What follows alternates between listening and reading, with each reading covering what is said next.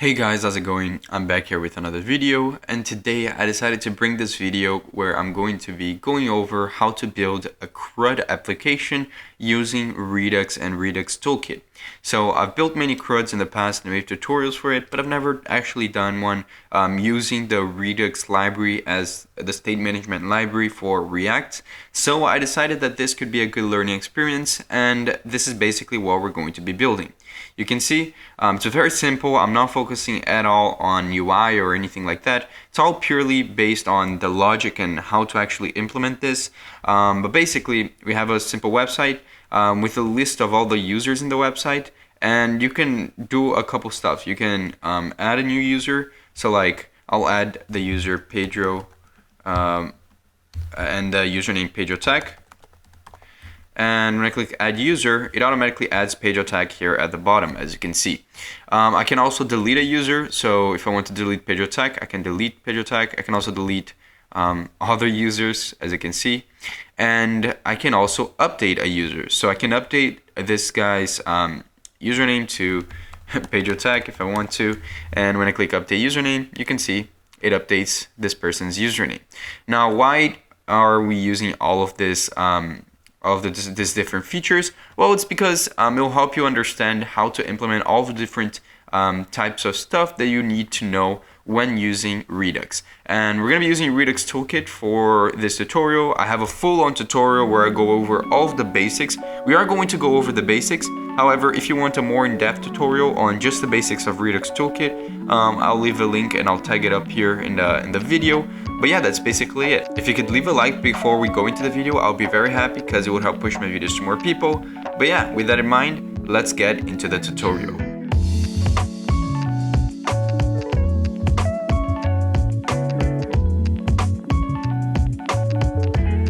Okay everyone, so now let's get directly into writing the code. As you can see over here, I created already the project, but I just created a folder and ran create React app. I didn't install anything, didn't write any piece of code yet. All I did was I again created the project and I deleted all the unnecessary files in the source folder. And by that I mean I deleted the index.css file, the logo file, the setup test file, and the app.test file that comes with the create React app. You don't need to delete those, but I like deleting them. And if you want to delete them, make sure to delete the import statements. For example, I deleted the index.css and I have to delete the import for it over here in the index.js. But you don't really need to do that. It's just something that I do before I start every project. Now what I want to do is I want to start out by installing all the necessary packages to make Redux work inside of our application. So I'm going to open up the terminal over here and we're going to start out by installing react-redux. So I'll say yarn add, and if you're using npm you can just run npm install instead of yarn add, but I'm going to say yarn add react-redux. Now this is the first package we're going to be using. It is basically the Redux package that exists in React. And then the next package we need to install is the Redux Toolkit package. You install it by just putting @reduxjs/toolkit and we press enter, and this should start installing both packages. So what we want to do now is we want to start focusing on actually running our project. So I'll open up the terminal and I'll just run yarn start, and you can see that now our local host should open over here in our browser. And as you can see, it opened up over here. Now I want to come back to our project, as you can see over here, and I want to first of all start out by configuring our Redux store inside of our project.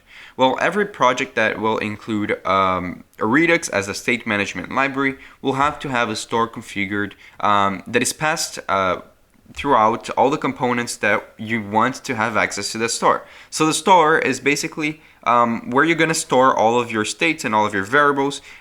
So you need to be able to determine which components you want to be able to access those variables and those states, and also be able to change them.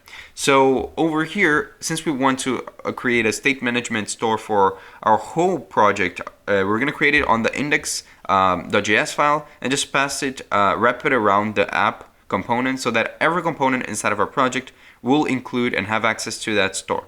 So over here at the top, and I want to import from Redux Toolkit. I actually have to say at Redux.js Toolkit, and I want to import something called configure store. So configure store over here. This will be used to, as the name implies, configure the store for us. But to use that, we also need to have a provider. The provider actually comes from react-redux, and it doesn't matter if you're using Redux Toolkit, you'll have to use this provider if you're using Redux as a whole in your project. So I'm going to say react-redux. And this is actually a component. It's going to be the component that wraps around our app component like this to determine which components inside of this will have access to the store. Now, this is very similar to the context API with a provider that exists in the context API. So if you're familiar with that, it's something similar to that. So now what we have to do is we have to create a variable or an instance of our store. I'm going to say const store and set it equal to configure store over here. And we need to pass an object over here, which is going to include the information about our store. More importantly, since we're in Redux Toolkit, all we have to do over here is we have to pass a property called reducer.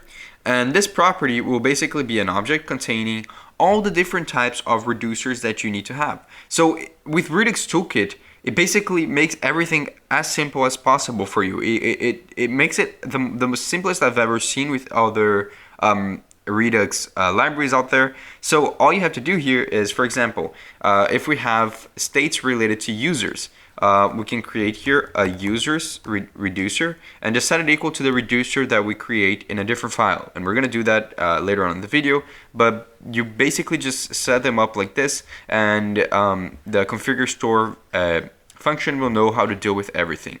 So for now, we actually haven't created any reducer yet. But we'll leave it like this for now, and we'll do it right after this. What we're going to do really quickly is just pass this store as the store for this provider. So the provider has a property called store, and we can just pass the store that we just created. But as I mentioned, we haven't finished it because we didn't create our reducer yet. So we're going to do that right now by coming over here and creating a folder called features. That's the standard name you can use for this. And this is where we'll include all the different reducers you want to have in your application. Again, as I mentioned, if you want to have states related to users in your project, and also states related to something else, like maybe you want to keep track of the font color in texts, and for some reason you want to keep changing them.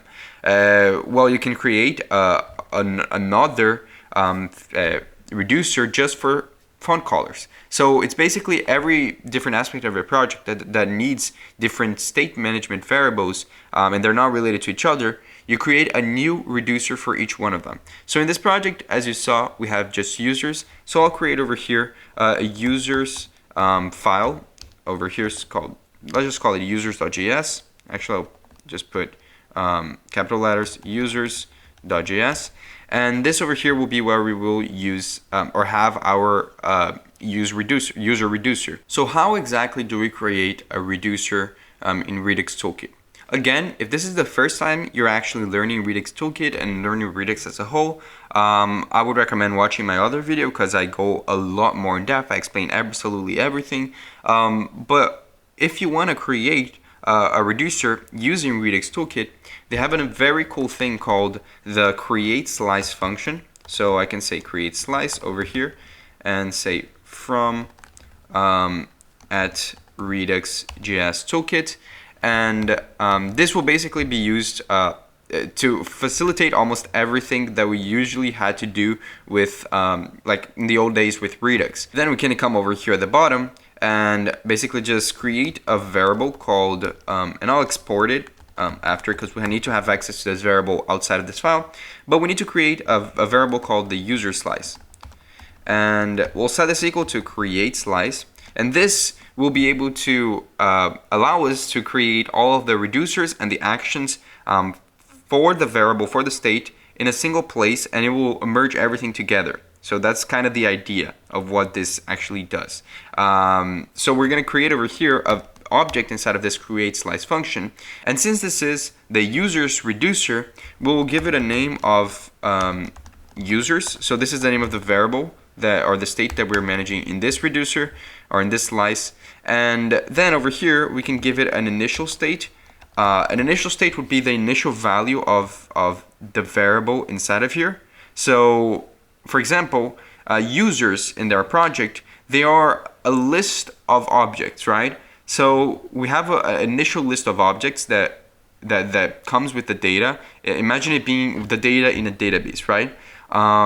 Initially, it can be anything you want, but this is where you put that information. And I like to put it like this. I like to put it as an object, and the object has a value. So the state always has a property called value, and then the value of the value property is the actual value of the state. So we can, for now, let's just put it as an empty array, meaning that our list of users right now is just an empty array. However, I'm going to copy and paste fake data that I created for, and you saw in the beginning of the video, and you can download, by the way, all of the code for this will be in the description.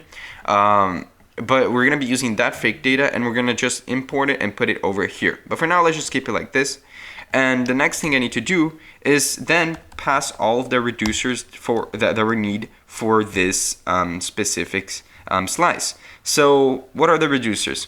Well, there are different functions that we can call to provide some sort of action to our state. So for example, you remember I was able to add, delete, and update users, right? So those are the three different reducers we're gonna add. We're gonna add an add user function, a delete user function, and an update user function. For now, let's just create the add user function, and I'm gonna go over how this notation works and how to format it correctly. But basically, you give it the name of the function, add user. Then you have two different arguments to this function, state and action, and you create the function just like this.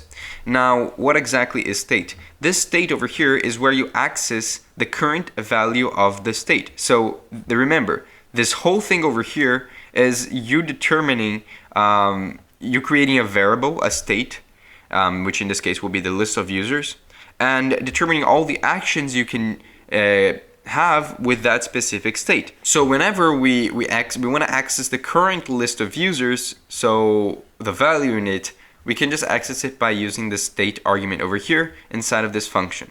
Now, what is action? Well, whenever we call this outside of this file, so imagine I'm in the app.js component and I'm writing some code, and I want to click on a button that adds a user. Well, I will need to pass some data from here to so that over here we know what to do with that data. So it is passed through this action object. Now, it is obviously quite confusing if this is the first time you're using it, and you might not understand it. However, trust me, it will make a lot more sense as we get into this. But basically, over here is where we write all of the code for adding a user, as you can see. And the thing is, right now, I don't think it's really smart for us to write this code right now, because our website is still just a blank website. We don't have an idea of how the flow of the project will go. So I feel like it would be smarter for us to first add into this project the fake data so you guys can just look at it, and then add all of the UI stuff, so that, like, for example, the buttons and the inputs, and also display the data so you guys can see it and get an idea of what we're doing. Okay, so as you can see over here, I just added this file called fakedata.js, and also, again, if you want to check out this file, it'll be in the description together with the code. It just includes like a list, a variable called users data, and it is a list of 8 users that we'll have as like fake users in our application. They have an ID, a name, and a username, as you can see, and it's pretty simple. So if you want to just copy and create your own users, you can do that, but we're going to be using them inside of this users.js file. And to do that, we're just going to come over here and say import, and we'll import from the path to the file. So 2 slashes back and fake data, and we'll just import right over here the user's data variable. And now we can just pass it over here because this will be the initial state of our variable, right, of our user slice. So now that we have that, let's start building out the UI for our project. So to do that, we'll just come over here and first of all divide our page into 2 parts. The first part will be the inputs that we'll use to add a user, and the second part will be the display of the list of users, right? So I'll just come over here and create 2 divs. One div will have a class name of add user, and the other div will have the same, it will be the same thing, but it will have a class name of display users, like this. And for the add user, we'll just add 2 inputs. So actually no, 1 input, right? No, it's 2 inputs, the name and the username. So we'll just say input of type text, and let's just give it a placeholder over here. Placeholder, and the placeholder for the first one will be just like name, just to demonstrate that it's where you put your name. And we'll do the same thing for the other input, but instead of name, it will be username. And finally, the last thing we need is a button. So we'll just say button and say add user over here.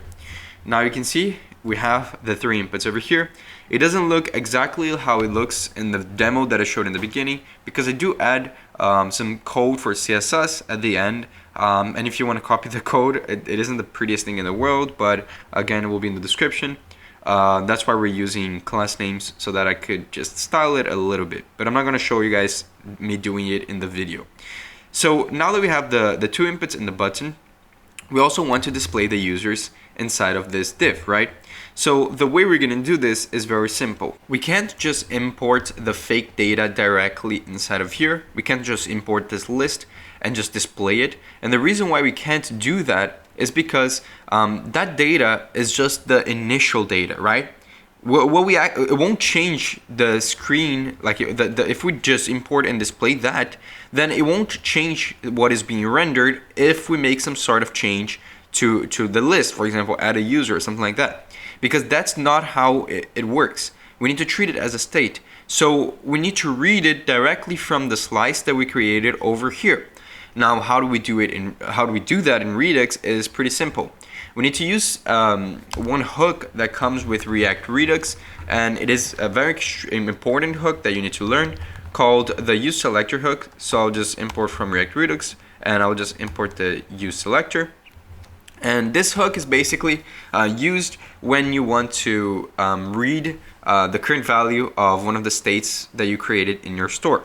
So in order to get that value, I'll just say const, I'll call it like list of users or user list, like this, and set it equal to useSelector. And in the useSelector over here, all we have to do is we pass a function over here. And let me just open this up a little bit.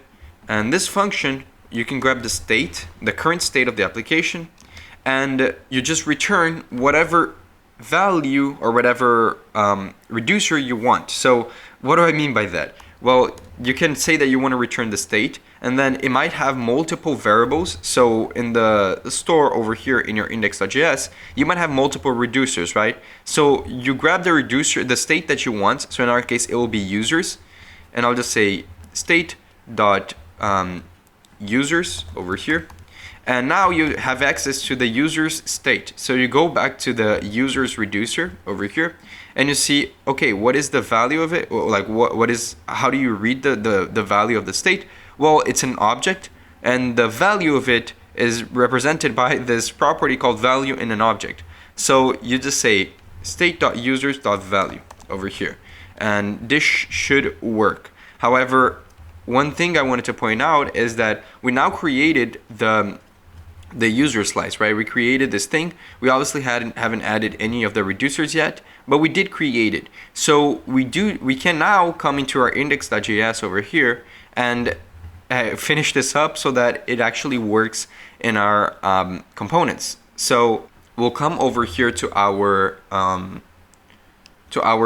users reducer, and at the bottom we're gonna export default the user slice, or the user slice, and we'll export the reducer from it. So all of the reducers, so that when we come over here in our index.js, we can actually just import that directly over here by saying import users reducer from, and then we put a path to that file that we created, the users file. And over here, now we can just say that we have a reducer called users, and the reducer is equal to what we created over there.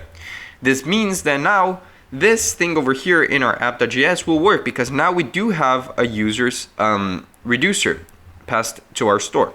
And inside of it, we pass the users reducer, which we created in this file over here.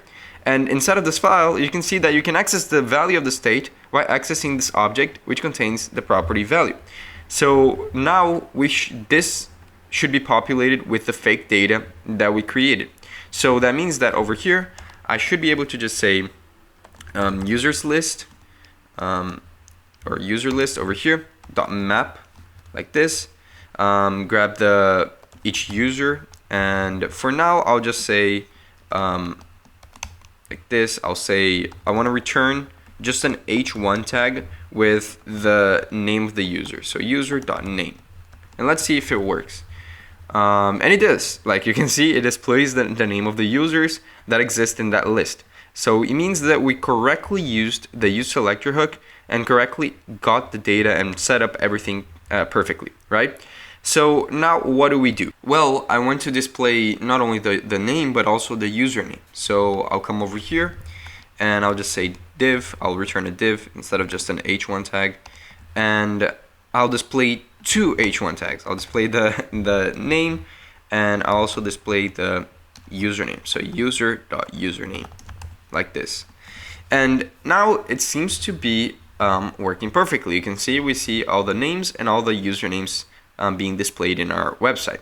Now, how do we transition this into being able to actually write all of these functions, right? So the add user function, to add a user to this list. How do we do this? Well, it's pretty simple. Over here, we need to recognize that we'll be calling this add user function inside of the app.js. So when you click this button, we'll call that function. And we'll send the data that is written inside of these two inputs as some sort of payload, some sort of object to that function, so that over here we know what to do with it. Well, that is where the action argument comes in. This is the payload or this is where you include the data that you're going to be sending from your component to being added or changed or whatever you want inside of our reducer. So what we want to do here is very simple. To add a user to this data, we just have to manipulate the state, the current state, which is again the current variable, by saying state, which is this thing over here. It's an object with the value property. Then saying .value, .push, because it is an array, right? It's the array of users. So we're just pushing. When you want to add a user, you just want to add a new user to the array. And what do we push? Well, assume that when you call this function, you're going to be passing the action, right? The data. So you're going to be passing the name, the username, and we'll also pass the ID just so we maintain the standard. But basically, we'll just pass the action.payload over here. So this is basically all we have to write to add a user. The function will just take in the payload from the component and just add it directly to our state. So how do we test this out? Well, first of all, we do need to export this function so that we actually import it and use it in our app.js. So we'll say export const add user equals to user slice dot actions. So what exactly is this? Well, I'm basically grabbing all the actions from this thing from the user slice. So all the actions are all the functions that can be used to alter the state, and then I'm just exporting it so that we can use it elsewhere outside of this file. So in our app.js, we'll import that over here. So I'll import the add user from the path towards the features/users file, and over here we want to call that inside of this button. So we want to pass we want to call this add user function inside of this button over here. However, we can't just directly call the add user function because we need to use a hook that exists in React Redux in order to tell Redux that this is a function call that should be registered with our store, if that makes any sense. We need to use this hook called the useDispatch hook over here, and this hook is used whenever you have a component that you want to do some sort of action, right? So what we can do, and what we have to do is we just say const dispatch and set it equal to use dispatch. And we do this in every single component we want to call an action, and basically that's all we do, because now we can use this dispatch, which is a function, which by the name you might not understand what it means. Basically means that you want to dispatch an action. You want to like incinerate an action. You want to make an action happen. So we're going to grab this dispatch function that we just created, and now in the button over here we can pass an onClick very simply, and this onClick is just a function that will call that will dispatch the add user action. So how do we do this? Well, all we have to do is just call the dispatch, as you can see over here, and we just pass the action that we want to dispatch. So the action that we want to dispatch is the add user action, right, that we imported. Now the add user, as I mentioned, will take in a payload, which is the data that we want to send back to this slice over here, and then push it towards inside as a new user, right? So it should be an object containing three things: an ID, a name, and a username, right? Forgot to put the commas over here, but basically it's an ID, a name, and a username. So let me save this. I won't save until I actually put data, but basically let me just put random values over here just for now so we can save this. But basically, as you can see over here, this is the format of how we're doing this. So what will be the name and what will be the username for the user we want to add? Well, this will be determined by what data the user puts in the inputs. So right now we're not putting any data in the inputs. So one way we can grab the data from the inputs is by using an individual state inside of this component. So I can do something like coming here at the top and importing the useState hook from React, as you can see, then just coming over here and creating a state called name, and create a function called setName, which will alter that state, and say useState and make it a string because it will be a string. Then I'm going to copy this over here, and I'm just going to paste it down here and change this to username instead of name, and this to set username instead of set name. Now we need to alter the values of the state based on the inputs values. So I'll just come over here and pass an onChange to this input, and on this onChange we'll grab the event like this. Let me just come over here, grab the event, and just set the name to be equal to event.target.value. Now this is very common in React. If you want to set the value of a state to be the value of an input, you always do something similar to this. So we're going to do the same thing for the username. I'll just copy this and paste it over here and just set the username to be equal to this. And now the username and the name states hold the value of the inputs. So that means that when we add a user, when we click on the button, we want to pass over here the name and the username states as part of the data. And one thing, a little tip that I can give you guys is when you're using JavaScript and you have an object and the key is the same name as the value, as you can see, the key is name and the value is a variable called name. You don't actually need to say name, call a name. You can actually just pass the name once, and we can do the same thing for username. That's a little tip that it's called shorthand notation, and I recommend using it. Now, what do we do for the ID? Well, if we try this out right now, it will work. So you can see there's no one called Pedro over here, but if I add someone called Pedro and with the username PedroTech, you should see that when I click add user, Pedro and PedroTech appears here perfectly, right? And if I add another person, like I'll just add random letters over here, you should see they work as well. However, there's an issue. There are both IDs for these two users over here is 0 because this is what we passed over here. And visually, it doesn't matter, right? We don't see the ID, we don't display the ID. However, it will matter because when we are working with updating a username and deleting a user, we do need the ID to know which specific user we want to delete or update. So we do need to keep track of the username, right? So, or the ID. And if you look at the fake data that I created, the ID increments by 1 every time you add a user. So an easy way to do that is basically like this. You just come over here into the ID and say, okay, so the ID for the next user will have to be the ID of the last user in the list plus 1, right?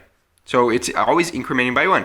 And you can just grab that ID by saying users list, then grabbing the last user by saying users list.length, and then saying something like -1 so that we can grab the last user, and then grabbing the ID of that user and adding 1 to it. So again, all we're doing is we're setting the ID to be equal to the ID of the latest user in our user list plus 1.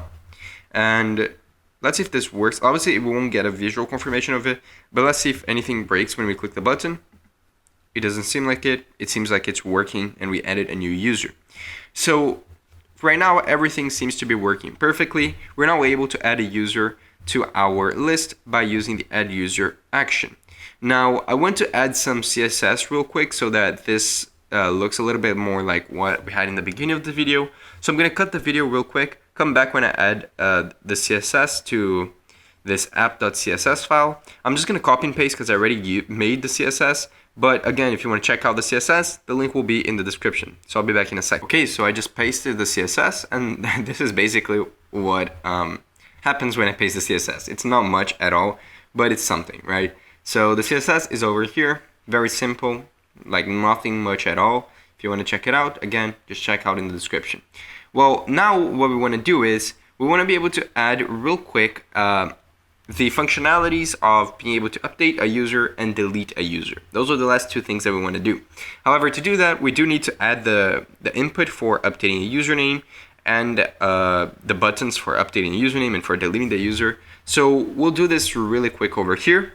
We'll just come over here to our div for each user, and when we display each user, we now not only want to display the name, the username, but we also want to display an input for deleting the user. So I'll just say input, no, for changing the username of the user. So I'll just give it a type of text. Actually, I'll just copy this input over here because it's going to be very similar, and I'll just change minor stuff from it. So I'll just paste it over here, and I'll change this to new username because this is going to be where you write the new username. For now, let's just comment this out, but let's see how it looks. Yeah, it looks okay. Then we need two buttons. One button for the for updating the username, so update username, and one button for deleting the user. So I'll just create over here like this button, delete user.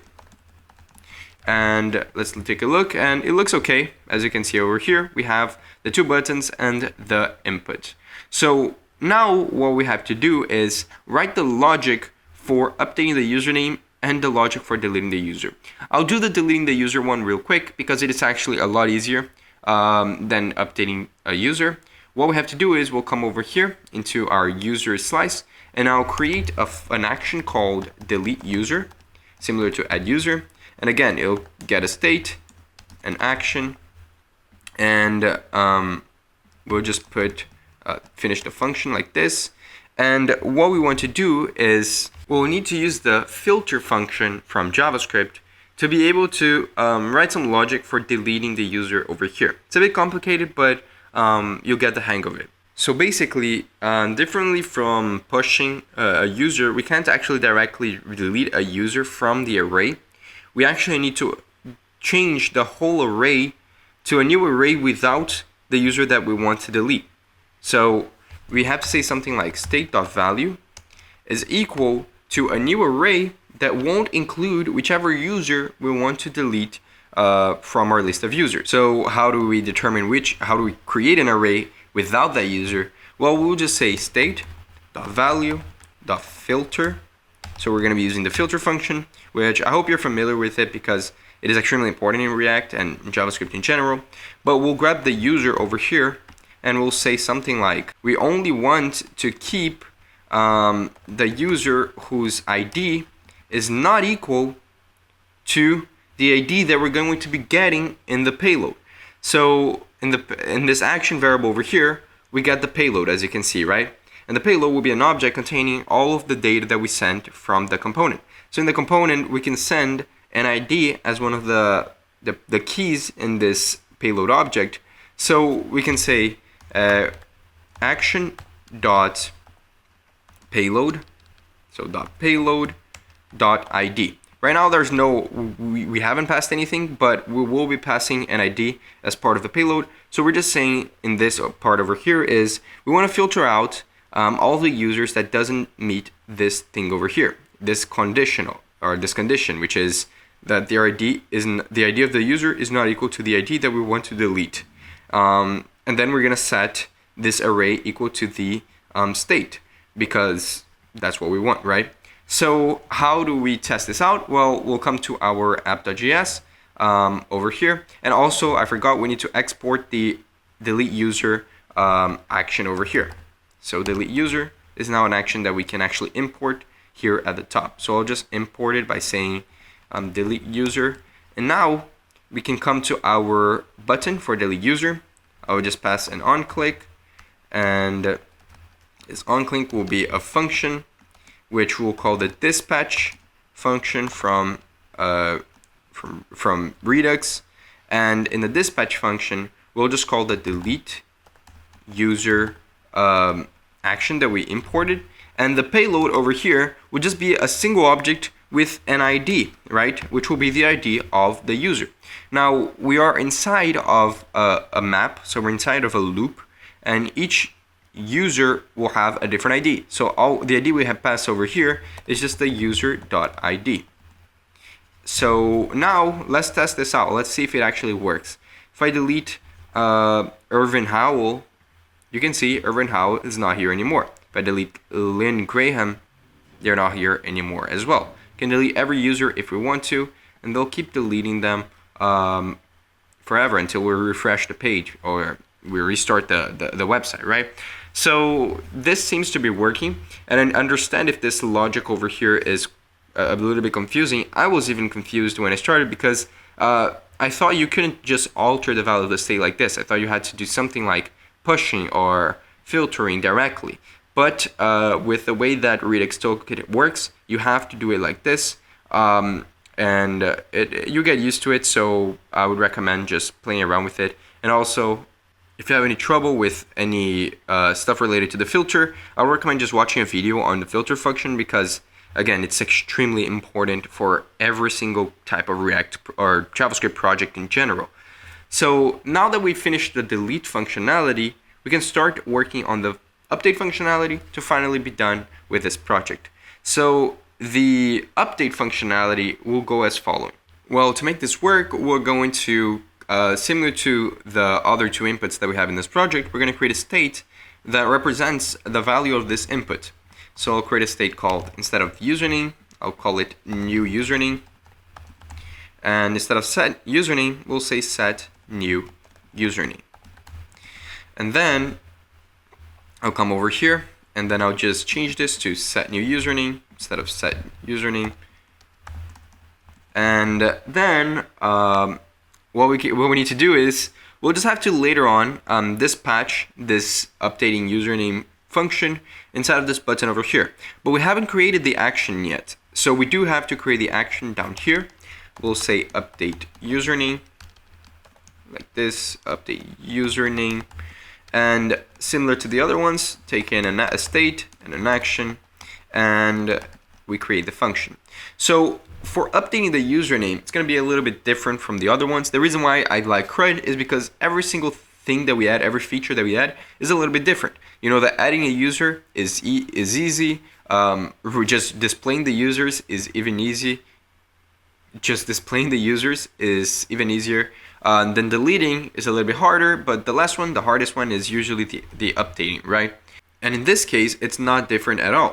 Updating is a little bit weird, but I'll do my best to explain it as good as I can. Well, what you need to do is we want to update just a single user, right? We're going to pass here to our action, our payload. We'll pass in two things. We'll pass in, first of all, the ID of the user we want to update, similar to what we did with the delete user. And also the new username that the user wants to change their username to. So what we have to do over here to change just one username is we'll have to map through this thing over the list of users by saying state.value.map and mapping through all the users. And for this loop, we'll just ask, okay, if the current user .id is equal to the action.payload.id, then we'll actually change their username. So we're only changing the username for the single user with the ID equal to the ID that we're passing in the payload, right? So the ID of the user who wants to change their username. So how do we change the username? Well, we'll just say user.username is equal to action.payload.username, like this. So we're just changing it to the username that we're passing on the payload. So this should be it. We'll just export it over here by saying username, or actually update username, like this. Then come to the app.js and import the update username from the file. And now finally, all we have to do is we'll come over here to our button. We'll pass an onClick, which will actually call a function that will dispatch the update username action. And I put the parentheses wrong, but basically the payload that we're going to pass here is just the ID, which again, similar to the delete user, is just user.id. And finally, the username, which will be just the new username state that we created. So we'll say new username. Now we can check to see if this works by testing it out. So I'll just refresh the page. Let's try to change the username for this person. Currently it's Brett, which, by the way, this fake data doesn't make a lot of sense. Just sometimes, but like this makes no sense. But yeah, I'll just change the username from Brett to Leon 123, something like that. And you can see that it works perfectly. Then I'll change Antoinette's to Irvin 555, and you can see it works perfectly. And I can delete all the users and I can add new users just to show you guys all the functionalities that we added. So this is basically it for the video. I hope you guys gained value from it. I hope you guys enjoyed the video. I was able to show a lot. I know it's overcomplicated. We could have easily done this in a much easier manner if we just used states, like just a normal state, without having to use any state management. But this is just the basics, right? This is setting you up for using Redux for future projects, bigger projects, and Redux helps manage bigger projects. Believe me, it will help you a lot in the future. So doing this in the beginning just helps us to set that foundation for future work and teaches you a lot about the library and how state management works in React as a whole. So again, really hope you guys enjoyed this video. I'm sorry if I didn't post a lot this past 2 weeks, which was New Year's week and like holidays and whatever. It's because I got sick. Unfortunately, I got sick. I wasn't home. I'm not home still. My setup right now is horrible. I don't even have a keyboard. I don't have a mouse. I don't have anything. I'm just recording from the worst place possible. But I had to put this video for you guys because it's been a while. It's been like a week and a half or 2 weeks. So I really wanted to apologize for that. But when I get back, which is in 5 days, 6 days, I'll be able to record as many videos as I can. I'm also studying, so I'll have to see how that goes. But I really appreciate you guys watching. Check out the code in the description. Subscribe if you're not subscribed, and I see you guys next time.